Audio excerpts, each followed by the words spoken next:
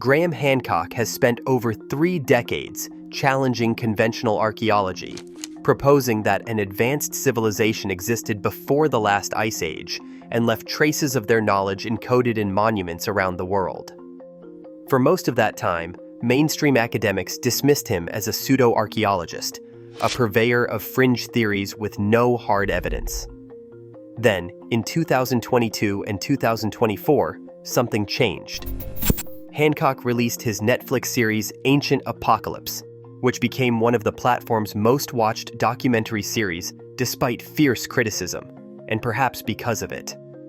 More significantly, new archaeological discoveries began to emerge that aligned disturbingly well with some of his most controversial claims.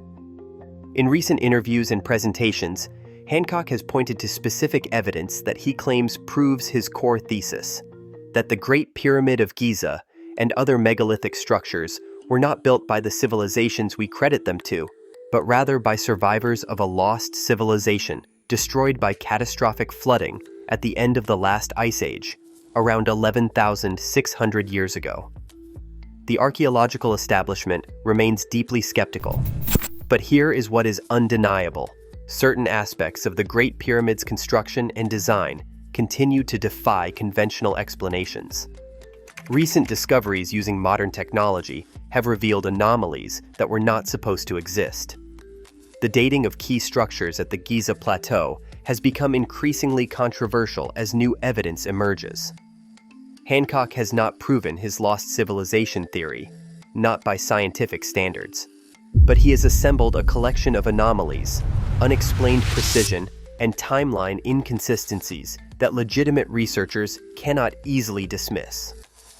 Whether you accept his conclusions or not, the evidence he is pointing to represents real mysteries that conventional Egyptology has not adequately explained.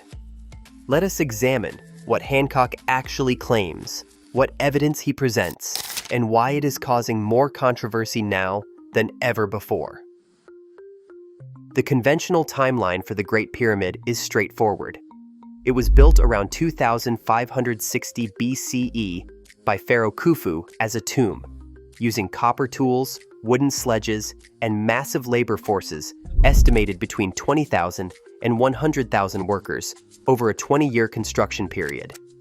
The 2.3 million stone blocks, averaging 2.5 tons each with some weighing up to 80 tons, were quarried locally and transported using ramps, levers, and human muscle power. Hancock's counterclaim is radical. He argues the Great Pyramid's core construction dates to around 10,500 BCE, built by an advanced civilization that possessed sophisticated mathematical, astronomical, and engineering knowledge. The Egyptians of Khufu's era inherited the structure, performed restoration work, and claimed it as their own, but did not possess the knowledge or technology to build it from scratch. This is not a new theory.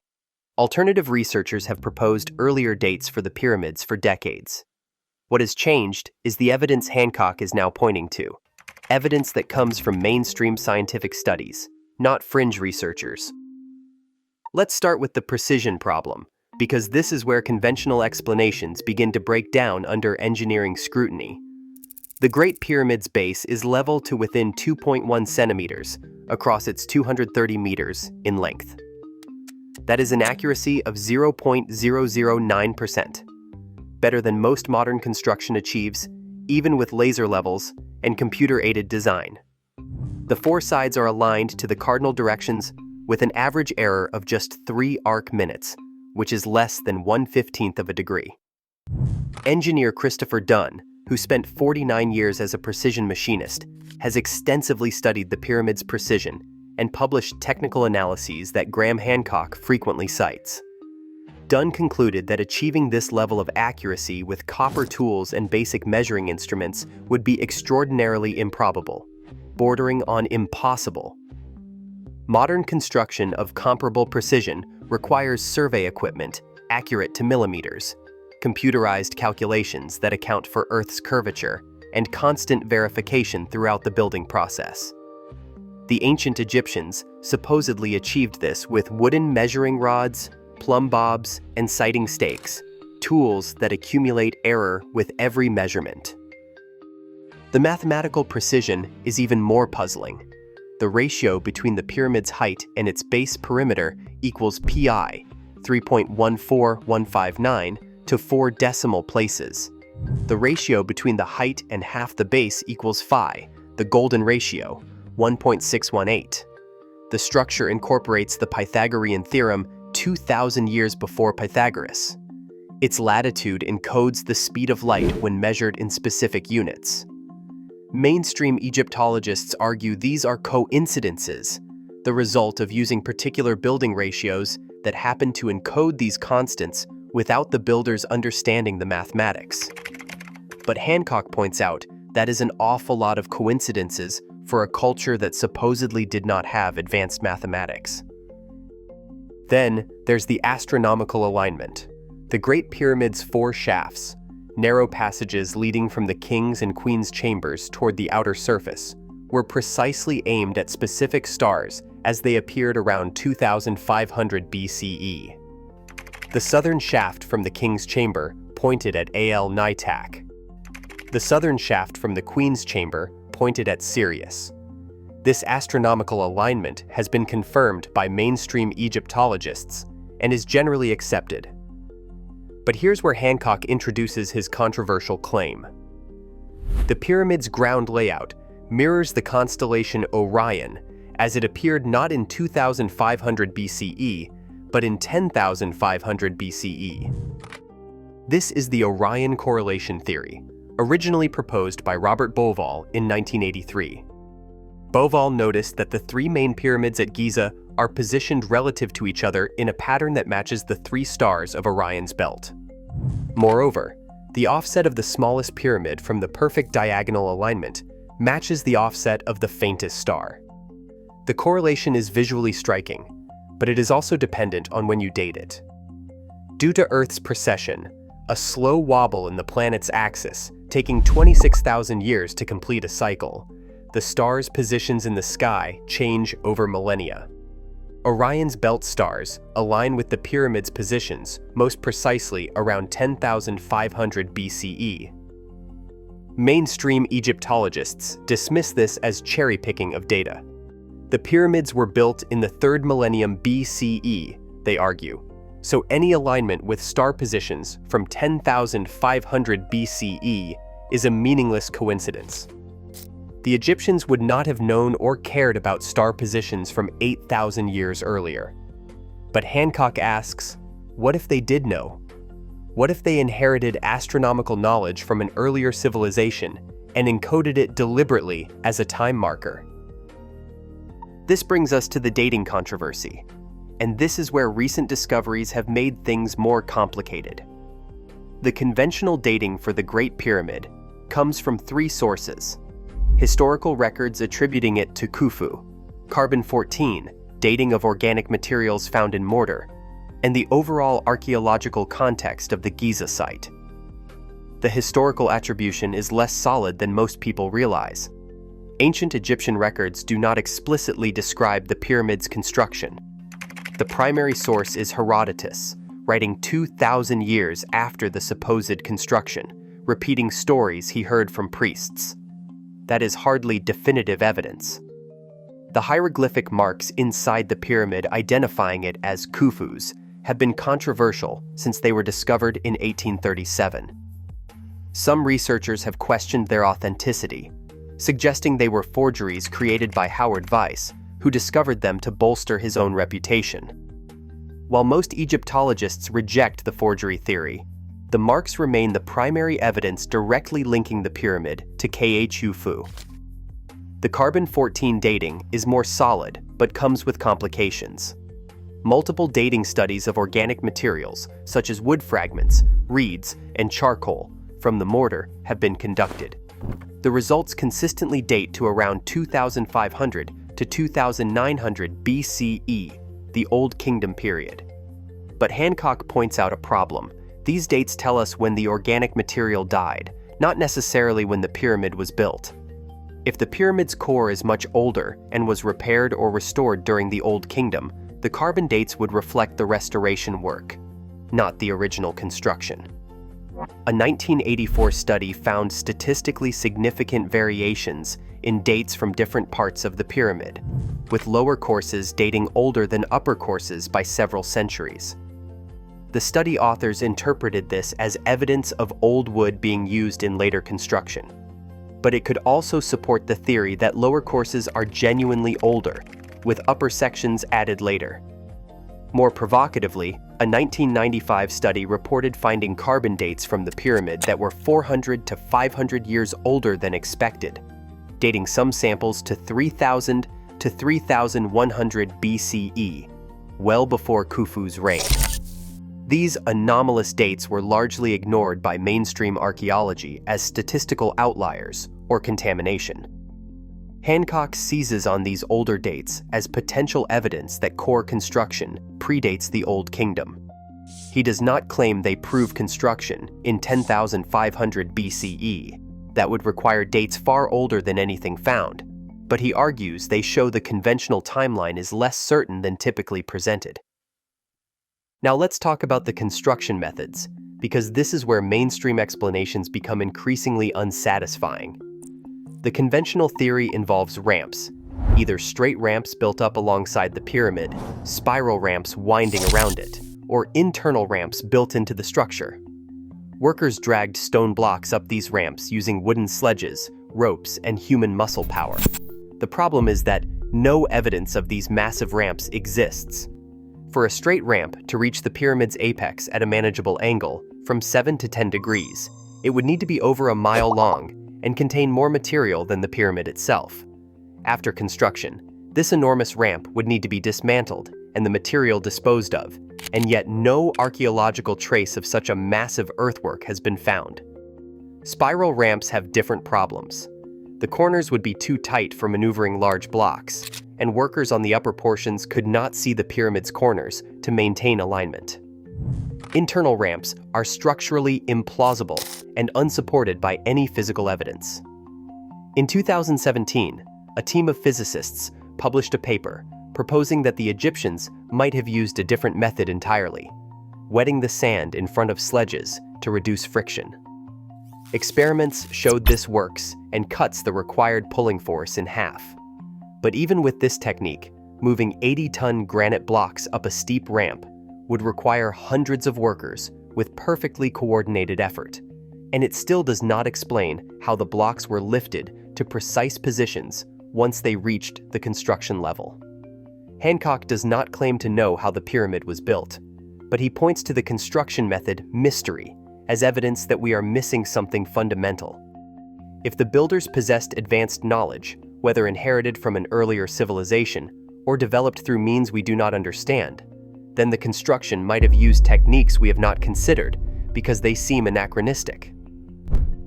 This leads to one of Hancock's most controversial pieces of evidence, the precision machining found in various Egyptian artifacts and structures. Christopher Dunn's analysis of core samples drilled into granite at Giza shows what he describes as feed marks, spiral grooves in the drill holes. These grooves indicate the drill bit advanced through solid granite at rates that modern diamond-tipped drills would struggle to match. The drill marks suggest a feed rate of 1/10 of an inch per revolution, which in solid granite would require tremendous pressure and high-speed rotation. Conventional Egyptology proposes the Egyptians used copper tube drills with sand or corundum abrasive. Experimental archaeology has shown this works, but extremely slowly, nowhere near the feed rates the marks suggest. Dunn argues the marks indicate a technology we do not fully understand. Similarly, the precision of some granite and basalt artifacts, especially certain boxes and statues, shows tolerances measured in thousandths of an inch across surfaces several feet long. Modern machinists can achieve this with precision equipment, but doing it with copper tools and abrasives would require extraordinary skill and time investment that seems implausible for the number of objects produced. Hancock presents these precision anomalies not as proof of lost technology, but as evidence that something about the conventional narrative is incomplete.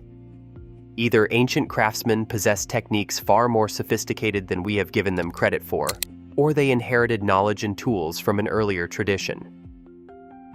The geological evidence is where Hancock's most recent claims have focused, and this is where things get particularly controversial. In 2022, studies of the Sphinx and its enclosure by geologists, including Robert Schoch, suggested that water erosion patterns on the Sphinx's body are consistent with prolonged rainfall on a scale of thousands of years, not the brief storms that occur in Egypt's current desert climate. Egypt's climate was wetter during the African humid period, which ended about 5,500 years ago. Even during that period, rainfall was not sufficient to produce the deep vertical erosion visible on the Sphinx over the short time span that conventional dating allows. Schoch, a respected geologist from Boston University, originally dated the Sphinx to at least 7,000 BCE based on this erosion analysis. That date would push it back thousands of years before Egyptian civilization existed. He has since refined his estimate to possibly 10,000 BCE or earlier. Mainstream. Egyptologists vehemently reject this dating. They argue that the erosion can be explained by wind, sand, salt crystallization, and other factors that do not require millennia of rainfall. The debate has become heated, with both sides accusing the other of ignoring evidence.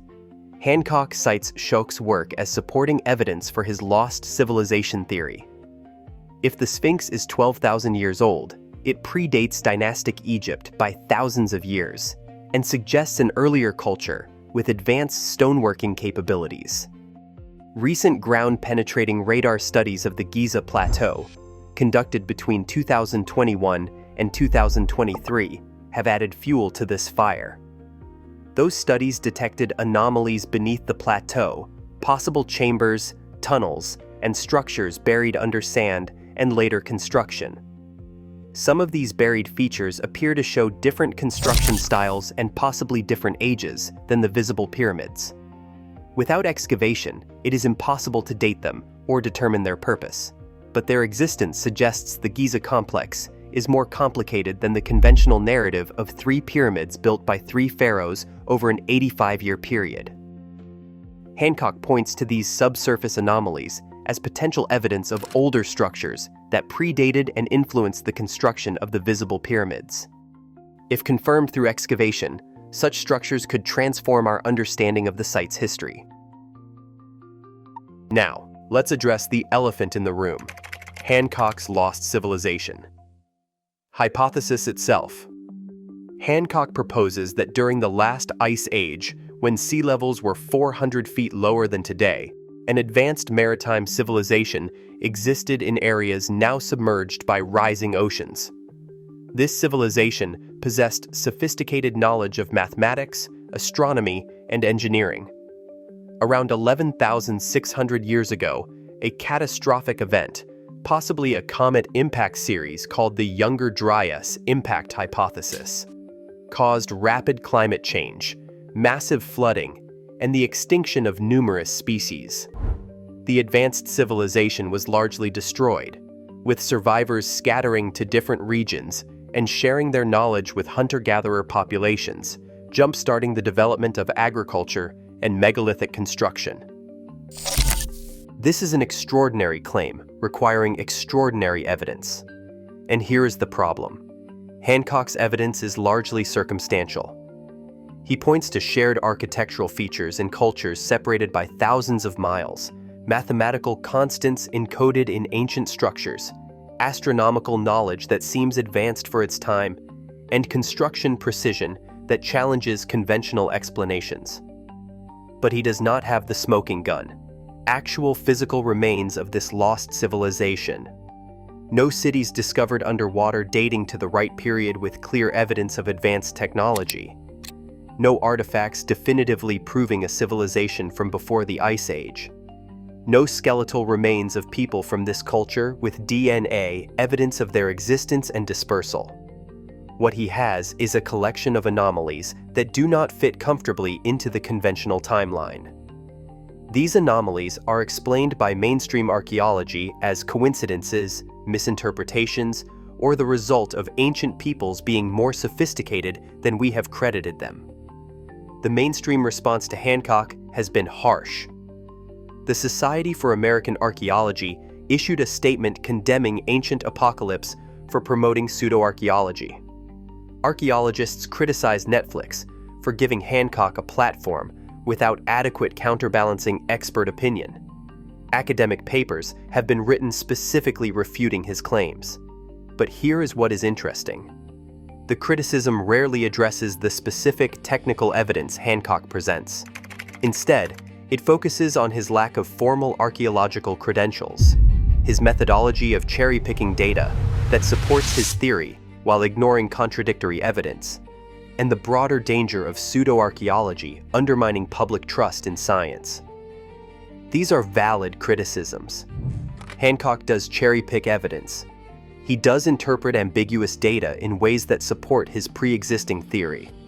He does make logical leaps that scientists find unjustified. But the technical anomalies he points to are real. The Great Pyramid's precision is documented. The construction method mystery remains unsolved. The dating has uncertainties that archaeology generally glosses over. The geological evidence for the Sphinx's age is debated by credentialed geologists, not just alternative researchers. The question is not whether Hancock has proven his lost civilization theory. He has not by scientific standards. The question is whether the anomalies he highlights deserve more serious investigation than mainstream archaeology has typically given them. Recent developments suggest some researchers think they do.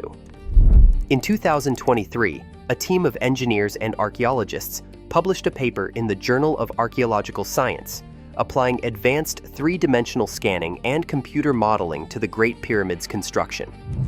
Their conclusion was that the precision achieved was remarkable even by modern standards, and that it challenges our understanding of Old Kingdom capabilities.